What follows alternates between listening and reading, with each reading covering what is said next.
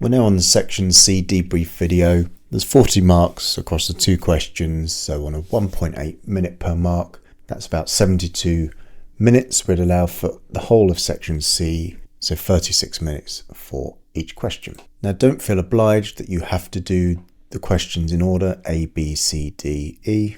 I always think it's worth reading the questions that you're given, the requirements, and seeing if there's any easier marks to get.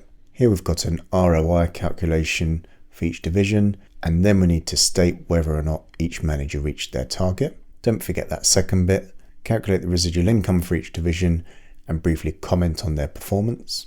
For C, discuss the performance of the two divisions for the year, including the main reasons why their ROI results differ from each other, and explain the impact the difference in ROI could have on behaviour of the manager of the worst performing division. So as a discussion, we need to include these main reasons and explaining this difference. That's for 6 marks. And advantages and disadvantages of RI for 4 marks. So I'd expect 2 advantages and 2 disadvantages in order to get all of the marks. This question, you could probably just go ahead and answer without even reading this. Although saying that, if you can apply, if you can use some examples from this question in here, that generally is better. There may be a mark floating around for that application. I'm going to go in order just because I think it's easier for you to follow if I've done it in order. So go ahead and pause the video, read through the requirement, and then when you unpause it, I'll scroll down. So for part A, we need the ROI, and we need it for division C and division D. And it tells us here the ROI calculation uses controllable profit and then average divisional net assets. So I'm going to do a working for each of those. So controllable profit, we've got the net profit here, and then we've got some notes which will likely lead to some modifications of the net profit to give us our controllable profit. So I'll start by taking the controllable profit from the profit and loss account here. And it now talks about these fixed costs in note 1, and that includes depreciation of 520 for C and 180 for D, and 40% of those costs in each division relates to assets controlled but not owned by head office. So now we're going to add back depreciation. Depreciation for division C is 520,000. 60% is controlled by the division and 40% isn't, so multiplied by 40%. And similarly for division D, we have 180,000, once again multiplied by the 0.4. Point number 2, or note number 2, head office recharges all of its costs to the two divisions.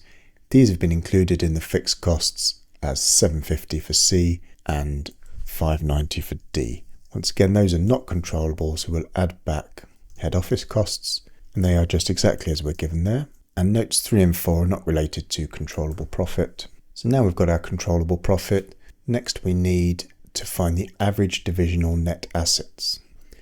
We've got opening and closing amounts here, and the average is simply adding them together and divided by 2. One thing I should say about the timing, although this is 6 and 4, some of the parts I'll work out for A will be used in B.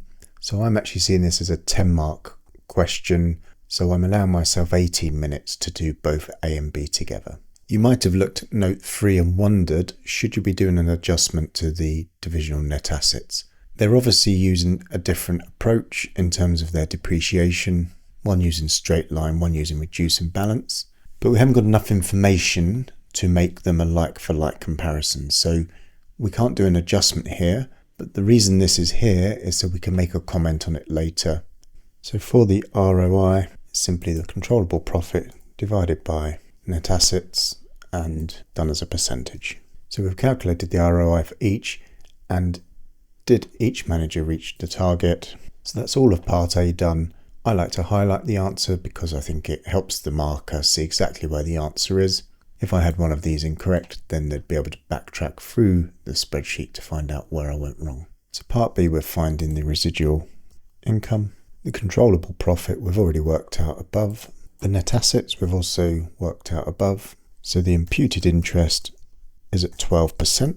We know that because we're told the cost of capital is 12%. So 0.12 times the assets, copy and paste, and then the RI equals the controllable profit minus the imputed interest.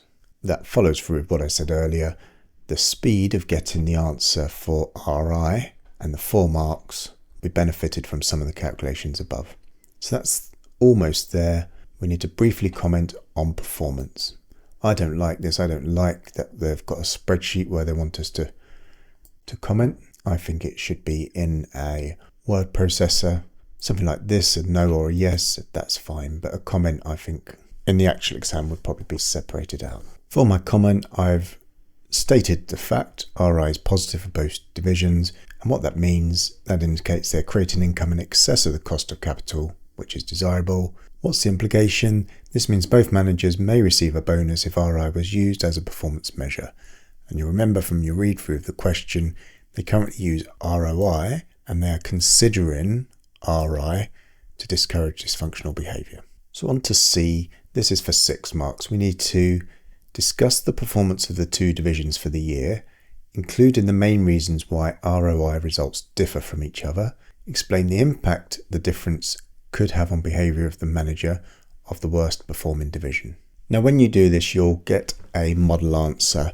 So I'm not going to just write out a new model answer, and instead I think it's more useful if I suggest how I would approach this.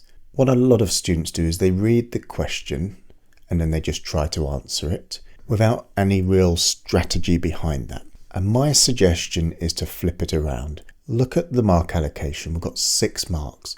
So what I want to do is give the examiner 6 reasons to give me a mark. And the way I like to do that is to use headings, which are in essence a mini essay plan. Now, I'm not a fan of big, long, extensive essay plans that aren't enough marks available and therefore time available to do that. And that's why I just do this, something like 1 or 2 points which will ultimately become my heading. And I lay them out like this.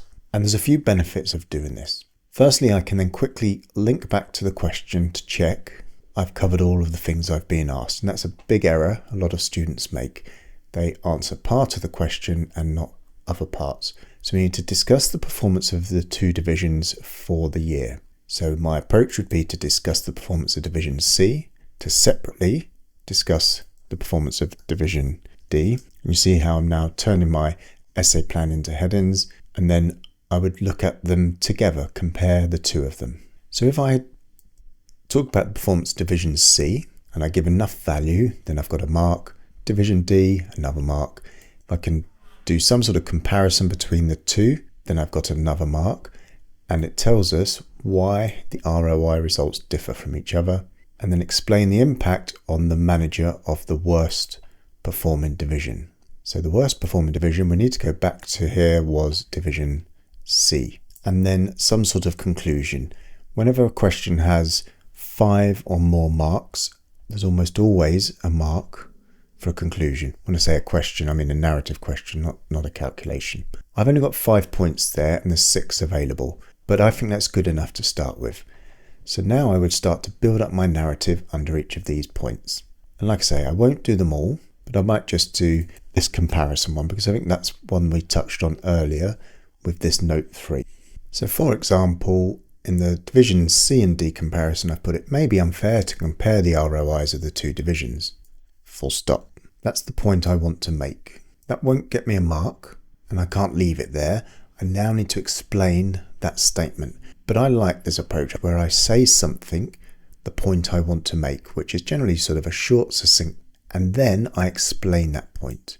I call it the 2-sentence approach, and I would expect that pair of sentences to score a mark. I've said the thing, but it won't score enough.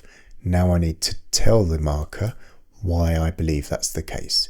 And Division D and C have different approaches to depreciation, which will be reflected in their controllable profit and their average net assets, and so affect the ROI calculation. So that's probably enough for the mark. You could expand it a little bit more if you wanted to say, maybe expand on why that's unfair, or maybe a solution is they could do an adjustment to account for this. So you could suggest an improvement.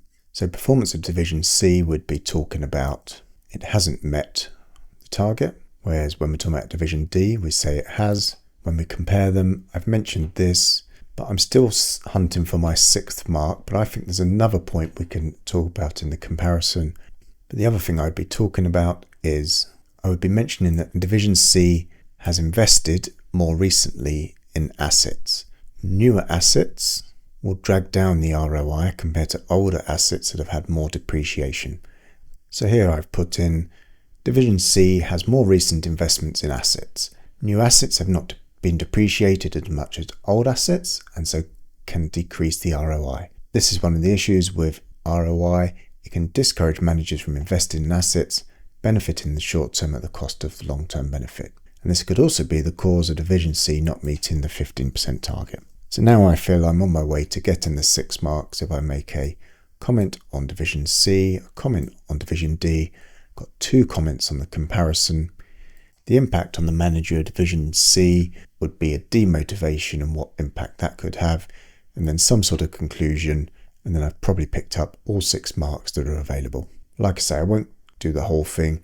What I want to just highlight is my approach here is to use the 6 marks and the question to drive a mini essay plan, which I turn into headings, and then I make sure I populate each of those headings. What that does is it means I'm making sure I'm picking up all parts of the question that were asked without having to reread it each time. I can see I haven't written anything for these, so it helps me as I'm answering my question to target those areas. And if I run out of time, it doesn't matter. Let's say I've done the top 2, this one and the conclusion, and I haven't had time to do this.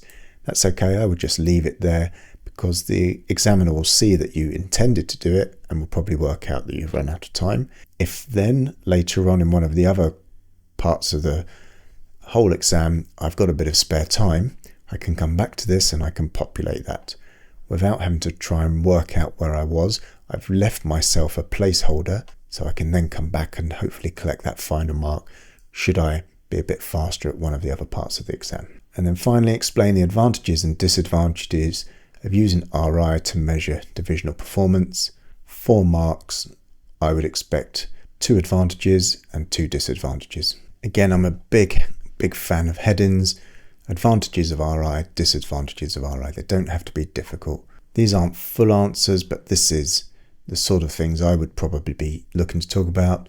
The advantages is it encourages the making of decisions which are in the best interest of the company, and I explain how. If the RI is positive, then the manager will invest in that project, and we can use RI to recognise different risk levels by using a different cost of capital percentage, and that can help with better decision making. The disadvantages, it's an absolute measure, it's an actual number, so we can't compare divisions of different sizes, e.g., and I would probably, although we don't have to use a link to this, I would probably reference the net asset base of the 2 divisions here and the difference in size there. And another disadvantage is it's based on a measurement of profit and a measurement of capital employed, and different accounting methodologies or manipulation can occur, so therefore we may not be able to compare readily. So that's the end of this question. Like I say, these are not actual answers. I would make them into proper sentences. These are the sorts of things I would expect to be included. I encourage the use of headings. It really does make a difference. Like I said earlier, if you need to come back and finish off later, it helps the marker see your thought process and understand where you are. It also helps that discipline of sticking to the point and making sure you're only answering what's being asked and not going off on a tangent. Thanks for listening.